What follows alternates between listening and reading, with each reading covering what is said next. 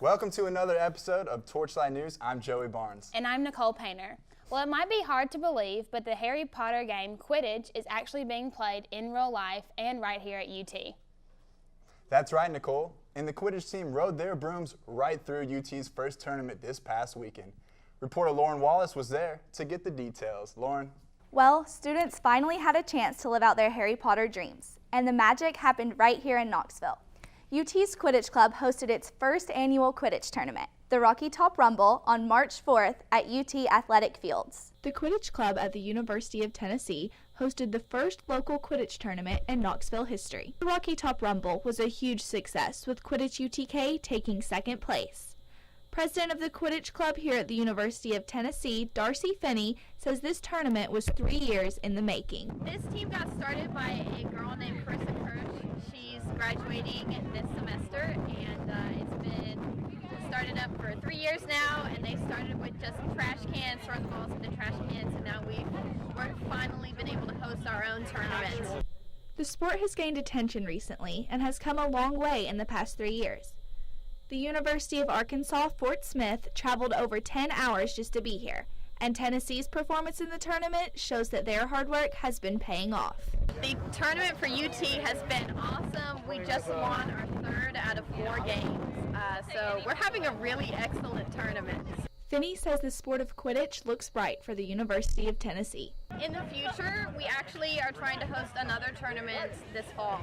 So we want to do 2 tournaments a year, and we really want to see Quidditch grow within the Knoxville community and in Tennessee in general. Overall, the club hopes for their sport to grow not only on campus or in the Knoxville community, but all over the state of Tennessee. The team plans to ride their broomsticks onto more victories in the future. Congratulations to UT for winning 3 out of their 4 games. For more magic and Quidditch, visit Quidditch UTK on Facebook. Shining light on UT News, I'm Lauren Wallace. Breaking news. This week, problems arise yet again for students at the Standard apartment complex as residents report items stolen from their apartment. This week, residents of the Standard have taken to Facebook to report that items have been stolen from their apartments. Various belongings such as Beats headphones and debit cards were reported missing, which raised concerns among the other residents. A maintenance worker at the Standard, however, has been arrested for the crime.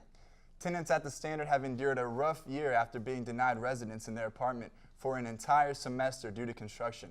And this occurrence adds on to the list of many reasons why students have decided not to renew their lease at the end of the semester.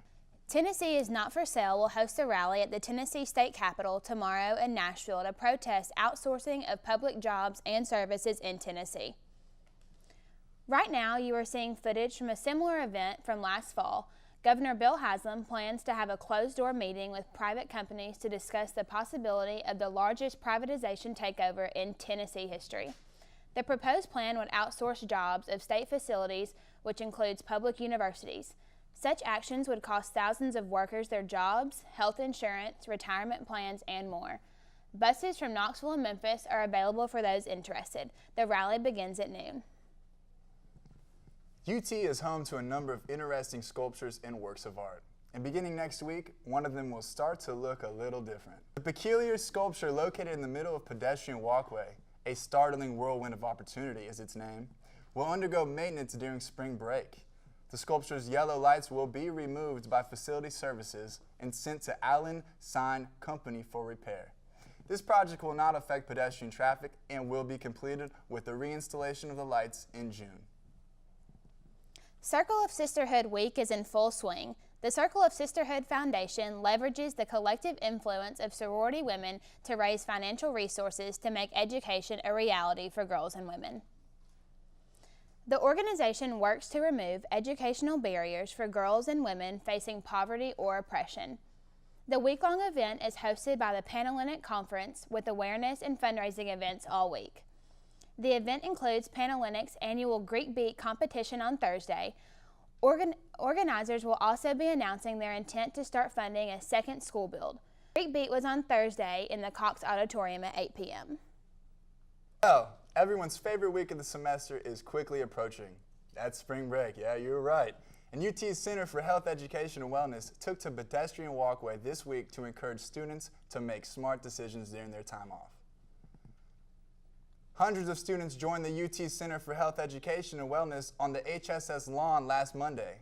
To take part in the annual Safe Spring Break event, students were reminded through a variety of activities of the importance of sun safety, sexual health, healthy drinking habits, and being an active bystander. The event offered free food, tank tops, and sunscreen to those who completed all of their activities. Man, I kind of wish I went for the sunscreen. I know, right? Yeah, so we're doing the Safe Spring Break event today. The purpose of this event is to engage our community in learning more about healthy decision making during spring break and throughout the year. The Center for Health Education and Wellness hopes that this fun event will persuade students to be safe and responsible with the decisions they make next week. State lawmakers think the University of Tennessee needs a new diversity office a lot different from the one that closed last year. They propose an Office of Intellectual Diversity, surprising UT President Joe DiPietro with it during a budget hearing last Wednesday in Nashville. Students want a place where they can feel like they can have their own opinions and be themselves.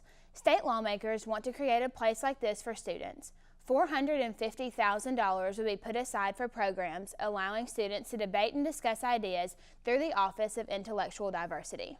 Last week, student Andrew Kokamba's tweet went viral after this RA did a special favor on his birthday. That's right. In the tweet, Kokamba stated that his RA, Q Body, told the students in August that he would do anything they needed. Well, Kokamba took the RA up on the offer by asking him to read him a bedtime story. The tweet has gained over 60,000 likes and nearly 15,000 retweets, and Cosmopolitan magazine labeled the RA the, quote, greatest kid of all time. Thank you for joining us for TorchLight News. And make sure you stay up to date on all your UT news by following us on Instagram, Facebook, and Twitter, all at TorchLight UTK. And catch us every Tuesday morning on WUTK 90.3 The Rock to stay up to date on TorchLight. Shining light on UT News, I'm Nicole Painter. And I'm Joey Barnes. Have a great and safe spring break, UT.